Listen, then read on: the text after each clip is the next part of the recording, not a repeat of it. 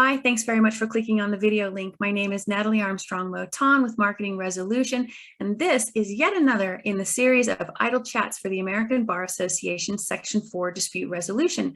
Today I get to talk to colleague Margaret Crowley in Reno, Nevada. How are you, Margaret? I'm great. Thanks for having me on. Of course, it's my pleasure. So I know that you've seen other idle chats, and some of those idle chats were recorded with your friends and colleagues. But today it's your turn. So we're going to shuffle the cards and they will dictate what you and I chat idly about. Yes, I'm trying to get my brain moving. All right. You had your coffee today? I'm not a coffee drinker. I'm a tea drinker. Tea counts. Tea counts. All right. Oh, first card. What did you eat for breakfast today? Well, of course, I had my cup of Earl Grey tea. And you have to have cream and sugar in it. That is just the way, and it needs to be piping hot. And then I made my grain-free nut granola, which just has all kinds of interesting things and a little yogurt, and very healthy this morning. Not always healthy, but this morning was good. That's all right. You're the good example, and I appreciate that. Miss Crowley, tell me about your first car. Oh, my first car was a beautiful Volkswagen Bug. I had it painted turquoise and had some little silver pinstriping on it. And it, of course, created some conflict, ironically, in our family. I am the child 3 of 4, and the first 3 of us are, I'm only 3 years younger than my sister. So we're 1 year apart. We got a brother smashed in the middle, and my sister, as the first child, desperately wanted a Volkswagen Bug.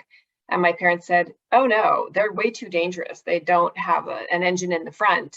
But by the time I came around, we're like, oh, we don't care. We got more kids. So she's, I think, probably still holds that against me all these decades later, that I got the Bug and she got the Toyota Corolla. You know, it's sometimes just the way the cookie crumbles, I guess. Life is not fair. It's not. Where do you find the fair? In Pomona. All right. Miss Crowley, what is the weirdest or coolest thing you have found lying on the ground or by the side of the road? Oh, the weirdest or coolest thing. That's a really hard question.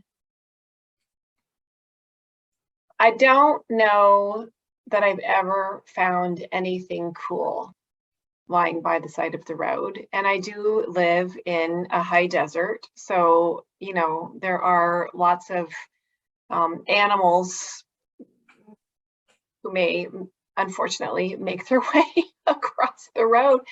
But, you know, I don't live close to Area 51, so I have not found a run over alien. And we got to take that off the list. So I really don't have an exciting answer. I mean, probably some poor, unfortunate animal maybe wrapped up in a tumbleweed is really the best I can do. I'll probably have inspiration after this of something really amazing that I forgot that I really did find by the side of the road. We'll hope that it's sadder than your carnage answer. That's really sad. I know. That's the Wild West. Things right. Just run across the road when they're not supposed to, and you know, high desert, it happens. All right, next question, a little happier. What languages do you wish you could speak? Oh, every language in the world. How's that? I think speaking sign language would really be amazing, because that's a universal language. I mean, English is kind of a universal language, but sign language, I think, could be really helpful. And I don't know, maybe Latin would be useful because it's the root. And of course, we use it as lawyers. So we know a teeny bit of it, but knowing a little bit more Latin, I think, could be helpful. Never hurt. It would not hurt. I don't know that someone who's learned Latin would agree with that. My dad had to learn Latin because he went to Catholic school, and I don't think he loved it. I think it's hard. It is hard, but I think it's a really good base. What languages do you speak? I do speak Spanish, or now it's more like chicken Spanish, but back in the day, I did get to fluency, and that was really fun. I love speaking a foreign language. I think it makes you speak English better because I learned more about sentence structure when I learned Spanish than I did learning English. And that's sad because I was an English major. There you go. It is an excellent way, in the same way that you learn a lot about your own culture when you have to show someone from the outside how things work in your systems. True. That's a good one. Ms. Crowley, what kind of nap is the best nap? The kind that makes you drool. You know you really needed it because it might even be 10 minutes, but you wake up and your pillow was wet. You needed that nap. Yeah, you were just that close to death. That's how deep that nap is. Exactly. Yeah, it's like you and the things that Ms. Crowley finds on the side of the road. Just that close. Maybe there is some connection there. I don't know. Who is the most creative person that you know? Ooh.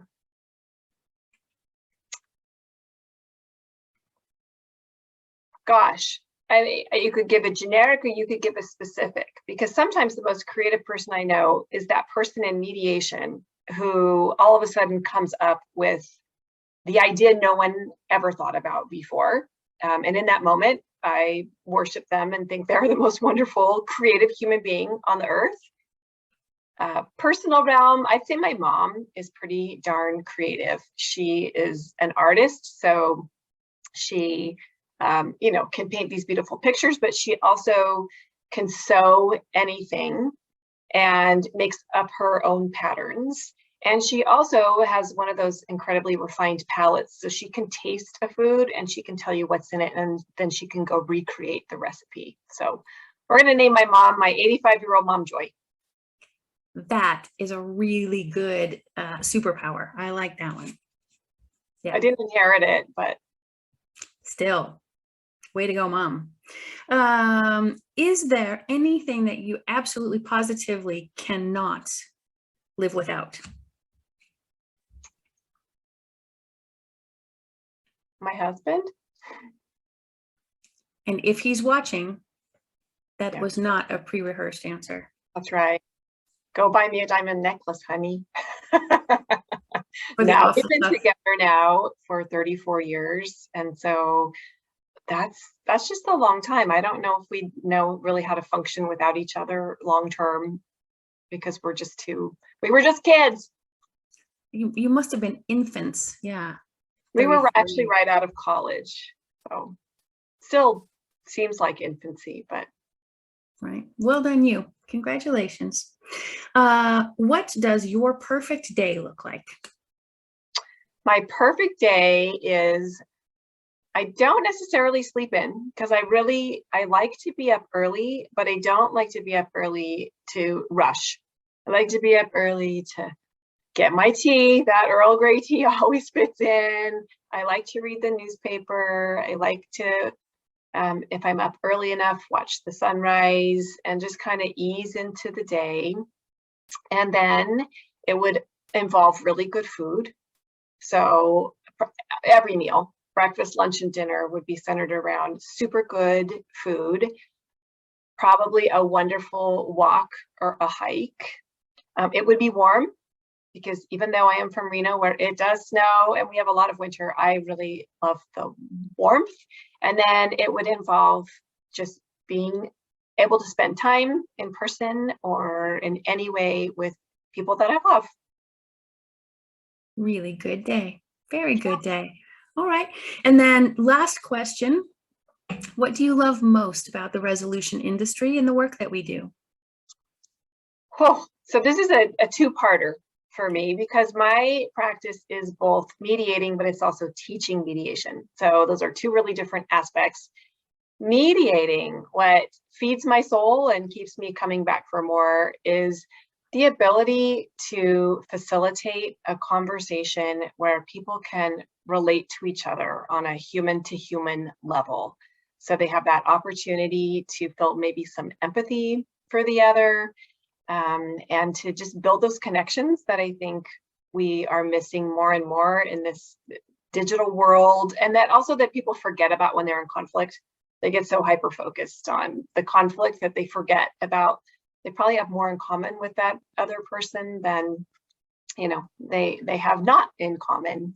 And I've really built my practice around having the kinds of cases that have a lot of meaning to them. So I practice in areas like child abuse and neglect mediation. So here's a perfect example. Yesterday, I facilitated a conversation between a biological parent who's at the point of having to choose, do I voluntarily relinquish my parental rights, or do I go to trial and have them terminated and most certainly lose? And that's just such a heartbreaking time for someone. And the mediation was with the prospective adoptive parents, and they had really never had the opportunity to speak to one another.